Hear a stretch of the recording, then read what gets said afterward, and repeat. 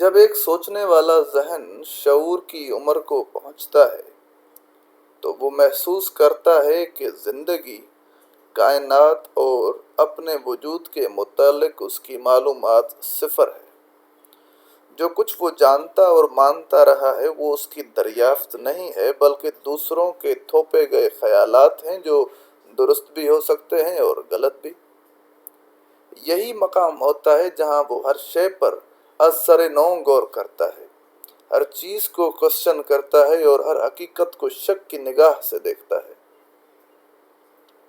اکثر طبیعتیں اس شک سے پیدا ہونے والے سرور کی عادی ہو جاتی ہیں اور اسی مقام پہ پاؤں توڑ دیتی ہیں، لیکن جو اذہان مسلسل مطالعہ، تحقیق اور غور و فکر سے شک کی پگڈنڈی سے گزر کر تحقیق کی شاہراہ تک پہنچ جاتے ہیں اور زندگی اور کائنات کی ماہیت اور ان دونوں کے باہمی تعلق کی نوعیت کو پا لیتے ہیں، وہ لازماً ایک مانوی آدرش کی جستجو کرتے ہیں۔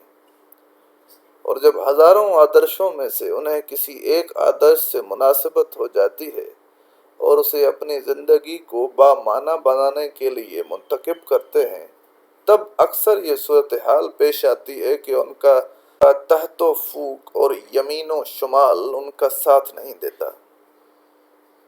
وہ دیکھتے ہیں کہ ان کے ہم جنس انسان احساساتی اور شعوری اعتبار سے کم و بیش جانوروں کی سطح پر جی رہے ہیں اور علمی لحاظ سے اور عملی لحاظ سے مشینوں کی سی زندگی بسر کر رہے ہیں۔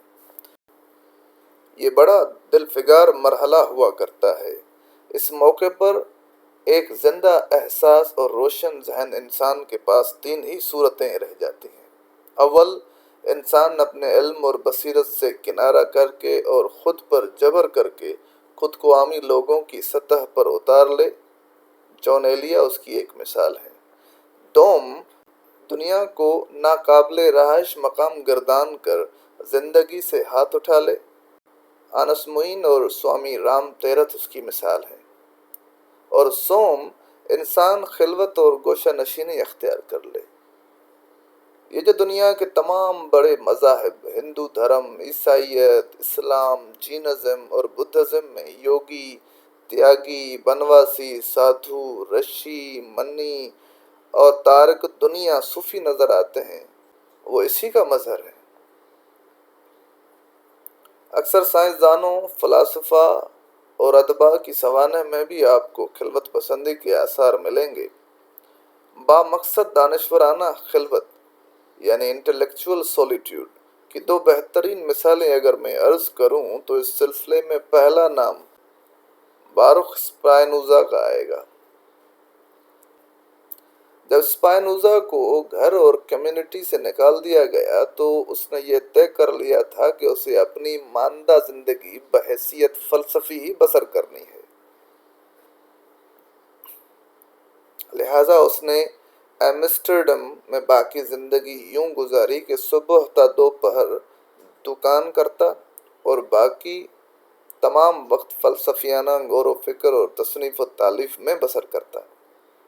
اسپائنوزا کو ایک بار پروفیسر شپ کی اسامی پیش کی گئی جسے اس نے بڑی بے نیازی سے ٹھکرا دیا۔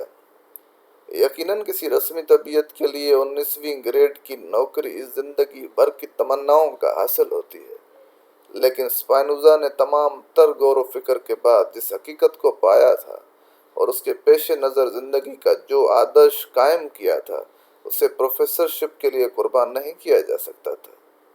دوسری مثال شاہ عبداللطیف بھٹائی کی ہے۔ سندھ پر مغل حکمران مسلط تھے، مدارس و مکاتب میں فارسی زبان کی دھوم تھی، سندھی زبان اور سندھی ثقافت سے لوگ کٹ رہے تھے، مذہبی شدت پسندی بڑھ رہی تھی۔ ایسے میں بھٹائی نے شہری آبادی سے دور بھٹ کی بنیاد رکھی اور خاموشی سے شعر و ادب کی تخلیق کرنے لگے۔ کئی اشروں کی محنت سے انہوں نے سندھی زبان کو معدومی سے بچا لیا اور لوگوں کو سندھی ثقافت سے جوڑے رکھا۔